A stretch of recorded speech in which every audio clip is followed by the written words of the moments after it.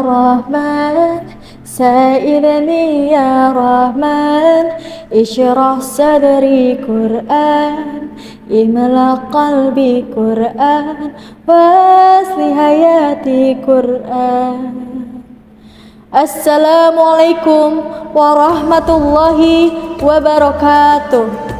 Alhamdulillahi rabbil alamin, wabihi nasta'in, wala umurid dunya waddin, wassalatu wassalamu ala asrafil anbiya'i wal mursalin, amma ba'du.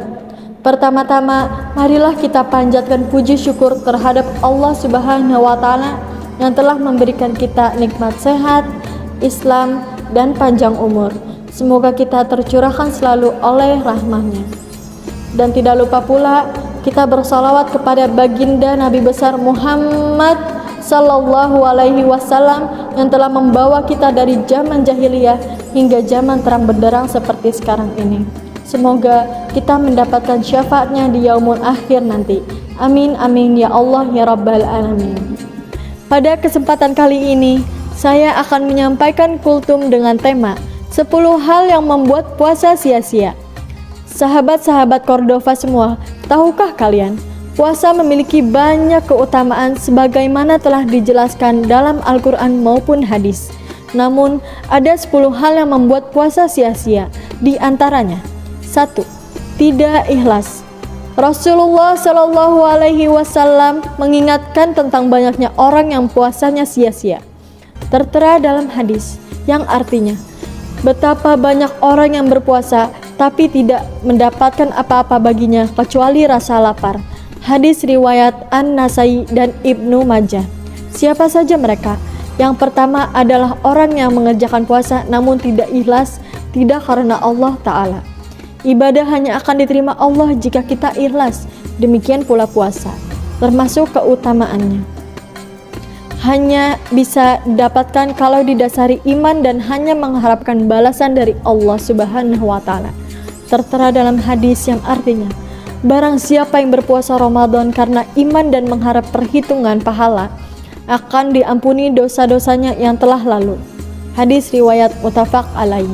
Yang 2, berkata keji. Orang yang berkata keji alias rafats, yang secara mudahnya berkata kasar, puasanya juga bisa sia-sia. Tertera dalam hadis yang artinya, puasa adalah perisai, maka barang siapa sedang berpuasa janganlah berkata keji dan mengumpat. Jika seseorang mencela atau mengajaknya bertengkar, hendaklah dia mengatakannya, aku sedang berpuasa. Hadis riwayat muttafaq alaihi. Yang ketiga, mengumpat dan marah. Sebagaimana hadis di atas, mengumpat juga membuat pahala puasa berkurang, bahkan hilang sama sekali. Ia juga bisa membuat puasa menjadi sia-sia. Demikian pula marah, ia juga bisa membuat puasa menjadi sia-sia. Mengumpat dan marah adalah setali 3 uang, tidak ada bedanya. Yang keempat adalah gibah. Gibah alias membicarakan keburukan orang lain juga bisa membuat puasa sia-sia. Ia sejenis dengan berkata keji, mengumpat, dan mencela, yakni sama-sama penyakit lisan. Bahkan gibah diibaratkan memakan daging saudara sendiri yang telah meninggal. Dan di neraka, siksa untuk orang yang gibah juga seperti firman Allah ini. Tertera dalam firman Allah yang artinya, dan janganlah sebahagian kamu menggunjing sebahagian yang lain. Sukakah salah seorang di antara kamu memakan daging saudaranya yang sudah mati? Maka tentulah kamu merasa jijik kepadanya. Dan bertakwalah kepada Allah, sesungguhnya Allah Maha Penerima Taubat, lagi Maha Penyayang. Quran Surah Al-Hujurat ayat 12. Yang kelima, mencela atau mengajak bertengkar. Jika ada orang yang mencela dan mengajak berkelahi, Rasulullah menuntunkan agar orang yang berpuasa menahan diri. Cukup menjawab bahwa dirinya sedang berpuasa. Ini shaim. Jika ada yang mengajak berkelahi saja kita disuruh menahan diri. Bagaimana jika kita yang mencela dan mengajak bertengkar? Pahala puasa bisa melayang, bahkan puasa menjadi sia-sia. Yang keenam, berdosa. Berbohong atau berdusta secara tegas disebutkan oleh Rasulullah sebagai penyebab puasa sia-sia. Allah tidak membutuhkan kepada puasa orang yang berdusta. Tertera dalam hadis yang artinya, Barang siapa tidak meninggalkan perkataan palsu dan pengamalannya, maka Allah tidak mempunyai keperluan untuk meninggalkan makanan dan minumannya. Hadis riwayat Bukhari. Yang ketujuh ada kesaksian palsu. Memberikan kesaksian palsu juga merusak pahala puasa dan menjadikan puasa sia-sia. Ia merupakan bentuk lain dari kebohongan, bahkan lebih parah dari sekedar berdusta biasa. Yang kedelapan, fitnah. Membicarakan keburukan orang lain yang benar-benar terjadi tanpa kehadiran orang tersebut, dan jika ia mengetahuinya orang tersebut tidak suka, itu namanya ghibah.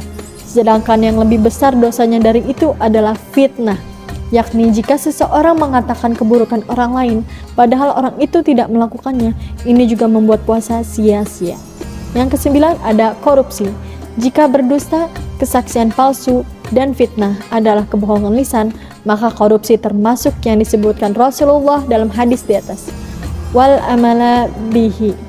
Korupsi selain merupakan dosa besar juga menyebabkan puasa menjadi sia-sia. 10. Kemaksiatan lainnya. Seluruh kemaksiatan bisa menjadi penyebab puasa sia-sia.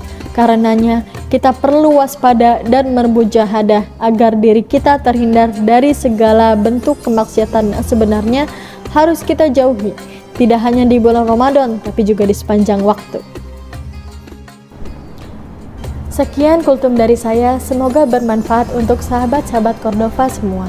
Mohon maaf apabila ada kesalahan kata, kesalahan datangnya dari saya pribadi, dan kebenaran datangnya dari Allah Subhanahu wa Ta'ala. Saya akhiri, wassalamualaikum warahmatullahi wabarakatuh.